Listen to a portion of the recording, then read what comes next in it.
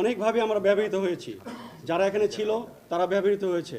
এমন মানে এটা একদিনের ক্ষোভ না, দিনে দিনে পুঞ্জীবিত ক্ষোভকে যখন মানুষ দেখলো যে আর কোনো কথা বলার কিছু নাই, মানুষ যখন ক্ষোভ সহ্য করতে না পারলো, একসময় পুলিশের উপরে এই ক্ষোভটা ঝেড়ে দিল।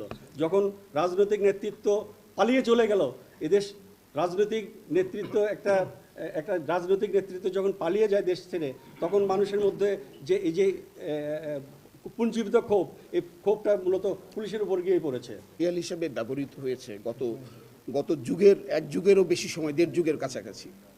তো এই কারণে একটা অগণতান্ত্রিক সরকার জগদ্দল পাথরের মতো মানুষের ঘাড়ে চেপেছিল। এটা শোষক ছাড়া আর কিচ্ছু না। এই শোষকের একমাত্র হাতিয়ার ছিল পুলিশ।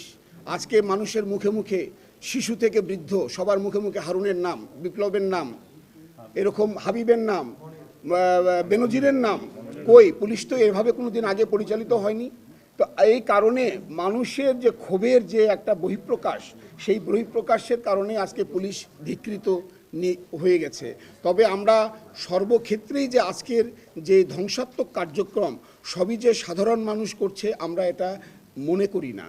আমরা মনে করি যেহেতু গতকালকে 2টা স্টেটমেন্ট গেছে, আপনারা দেখবেন, একটা গেছে যে বিদায়ী তো না, পলাতক পুলিশ কমিশনার, যিনি নিজেই পালিয়ে গেছেন, যা পুলিশের ইতিহাসে কখনো আমরা প্রত্যক্ষ করিনি। একজন পলাতক কমিশনার, তিনি তার হলো অধস্তনদেরকে নির্দেশ দিয়েছেন, তোমরা অনির্দিষ্টকালের জন্য ছুটিতে চলে যাও, কোনো সিসি ছাড়া। এটা পুলিশ কখনো দেখেনি। তাহলে আজকে থেকে পুলিশ চলতে গেলে তাদেরকে পুলিশ পাবে কোথায় পাবে? তো এটা হলো একটা স্যাবোটেজ। আর একটা বিবৃতি গিয়েছে গতকালকে, সেটা হলো যে পুলিশ কর্মবিরতি করবে আজকে থেকে। পৃথিবীর পুলিশের যে দীর্ঘ ইতিহাস, এই ইতিহাসে পুলিশের কর্মবিরতি করার কোনো রেকর্ড নাই। পুলিশ 24 ঘন্টার জন্য নিয়োজিত, জনগণের জানমালের সেবক।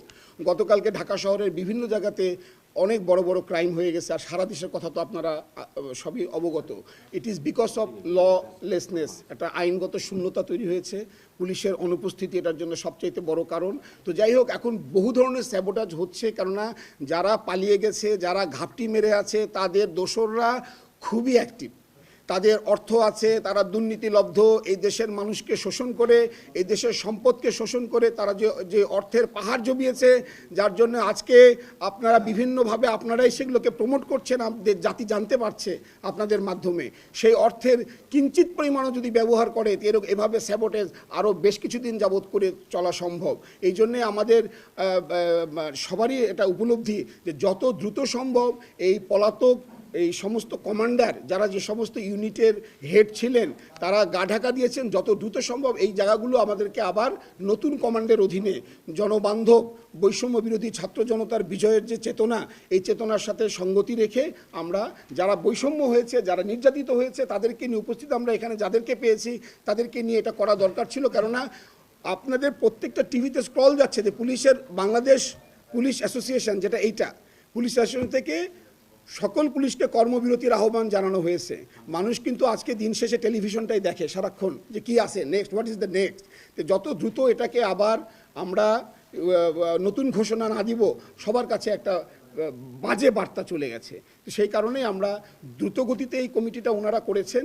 আমি সংগঠনের প্রাক্তন অভিভাবক হিসাবে তারা মনে করছে, এবং যেহেতু আমি একজন নির্যাতিত চাকুরিচ্যুত, এবং আমার উপরে তারা আস্থা রেখে তারা আজকে আমাকে এখানে প্রধান অতিথি হিসাবে আসতে অনুরোধ করেছেন, আমি এসেছি।